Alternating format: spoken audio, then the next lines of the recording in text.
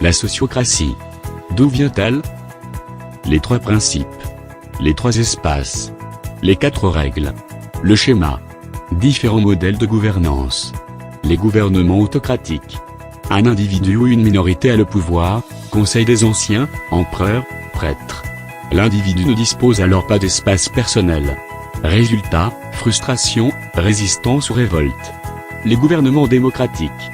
Dans des élections démocratiques, la minorité est vaincue sans pour autant être convaincue.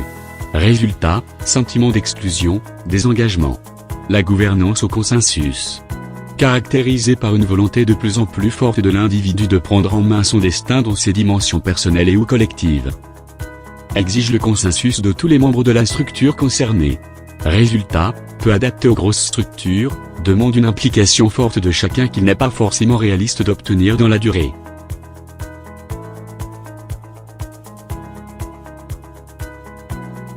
La sociocratie comme alternative. La sociocratie, modèle de gouvernance créé par Gerard Andenburg, ingénieur hollandais, au début des années 70. Fondée sur la cybernétique et la théorie des systèmes, utilisée depuis dans des entreprises de toute taille. Approche qui vise à mobiliser l'intelligence collective. Elle consiste à faire vivre, en parallèle de la structure d'exécution en général hiérarchique, une structure de décision et de communication où chaque membre de l'organisation dispose d'un pouvoir équivalent basé sur le consentement. L'autocratie consacre le pouvoir d'une personne, la démocratie reconnaît le pouvoir de la majorité, la sociocratie réhabilite le pouvoir de la collectivité. Ce mode de gouvernance réconcilie la liberté individuelle et le pouvoir de l'intelligence collective. La sociocratie implique 3 principes de base, 3 espaces de rencontre et d'échange, 4 règles. Les 3 principes de base de la sociocratie. Le pouvoir équivalent. Chaque membre de l'organisation dispose d'un pouvoir équivalent basé sur le libre consentement. Pas de domination les uns sur les autres.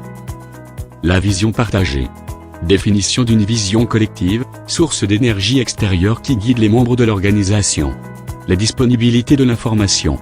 Transparence de l'information, l'information doit circuler entre les membres, les missions et objectifs de la structure doivent être clairs pour toutes.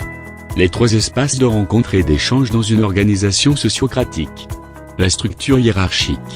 Elle est nécessaire pour coordonner l'exécution des décisions mais inappropriée pour les prendre. Elle vise à s'assurer que les décisions prises sont mises en œuvre. C'est le squelette de l'organisation, l'espace de sécurité qui garantit qu'on est dans l'action, le faire. Mais ce n'est pas là que sont prises les décisions. Les groupes de travail ou groupes d'amélioration, ils visent à proposer des solutions aux problèmes rencontrés. Ils font des propositions aux cercles de décision. Les cercles de décision. Ils prennent les décisions au consentement, s'agissant de la stratégie de la structure. Ce sont ensuite les chefs d'équipe, qui coordonnent l'exécution, l'opérationnel. Les 4 règles du fonctionnement sociocratique. Le cercle, lieu de pouvoir. Équivalence entre les membres.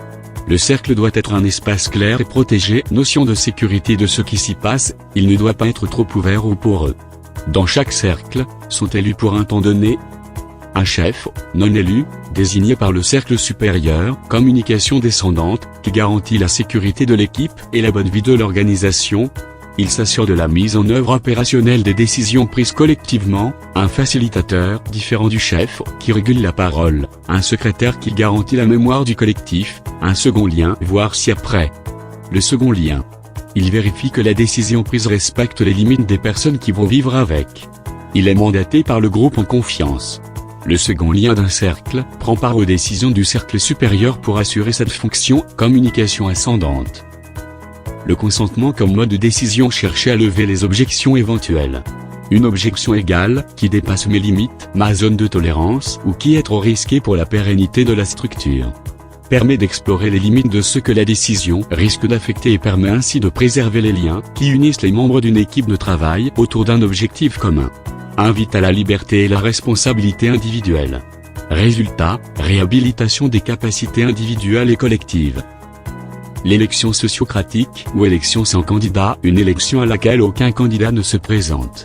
C'est un processus révélateur de talent, qui a pour but d'élire des personnes effectivement compétentes pour un poste, et non forcément celles qui ont le plus de bagou et qui se seraient portées candidates. Voici un exemple de représentation schématique de l'organisation.